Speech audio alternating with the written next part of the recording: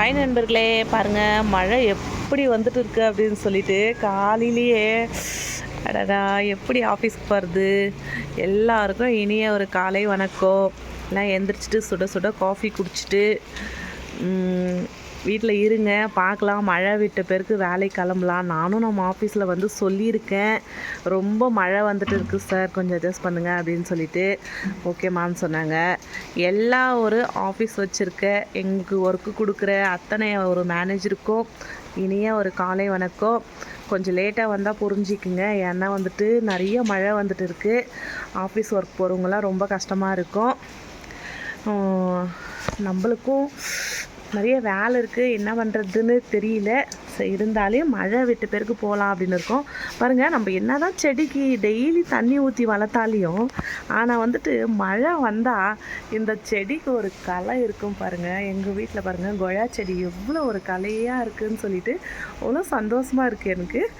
பாருங்கள், கத்தாழை செடிக்கு தினமும் தண்ணி ஊற்றிட்டு வருவேன். தூங்கி எந்திரிச்சோன்னு வந்து தண்ணி ஊற்றுவேன். ஆனால் அன்னைக்கு இருக்கிற களை பாருங்கள் எப்படி வாடி போயிருப்பார். ஆனால் இன்றைக்கி எவ்வளோ சூப்பராக இருக்கார் இவருன்னு சொல்லிட்டு இவ்வளோ அழகாக இருக்குது பார்த்தீங்களா.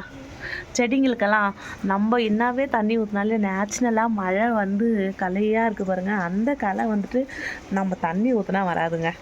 அதுதான் மழை எப்பவுமே இருக்கும். எங்கள் வீட்டில் பாருங்கள், மணி பிளான்ட் செடி வந்துட்டு நான் கொஞ்சோண்டு குட்டியாக வச்சேன். இது குட்டியாக வச்ச செடி வந்து அழகாக இப்படி வளர்ந்துருக்கு. எவ்வளோ எனக்கு ஒரு சந்தோஷம் இந்த செடிங்கெல்லாம் வளர்ந்துருக்கிறதுல. பாருங்கள் எவ்வளோ சூப்பராக இருக்குது அப்படின்னு சொல்லிட்டு. அப்புறமா வந்துட்டு இது வந்து மிளகா செடிங்க. நான் விதை போட்டு இதெல்லாம் மிளகா பாருங்கள் எவ்வளோ அழகாக வந்திருக்கு அப்படின்னு சொல்லிட்டு பூவும் பிஞ்சுமாக இருக்குது. அப்புறம் வந்து இதெல்லாம் வந்து மிளகா செடி தான், நாற்று விட்டுருக்கேன். நம்ம வேரத்தில் பிடுங்கி நட்டுருவேன் இதை நான். அப்புறம் பாருங்கள் ரோஸ், பாருங்கள் 2 ரோஸ் அழகாக வந்திருக்காங்க. ரொம்ப சந்தோஷமாக இருக்குது. காலையிலேயே வந்துட்டு வா அழகாக இருக்குங்க உண்மையிலே.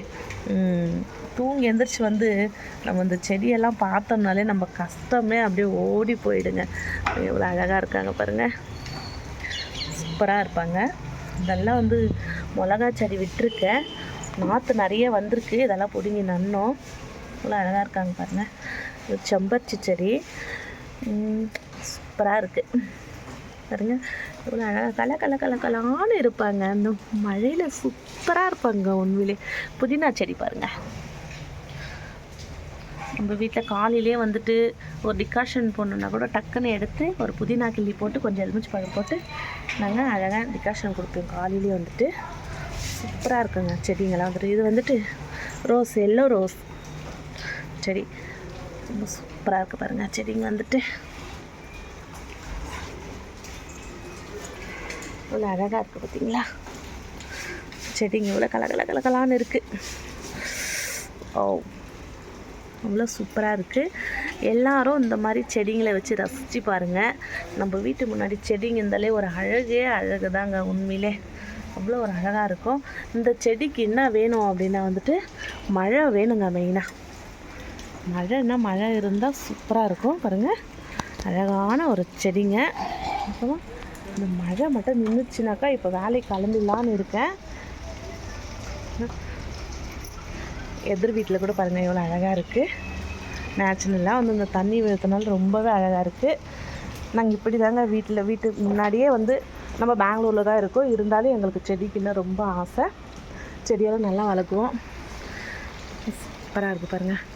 காக்கா பாருங்கள் எவ்வளோ அழகாக ஓடிட்டு போயிட்டாங்க உட்காருது. Bye, love you. Okay bye, tata. உஷாரு.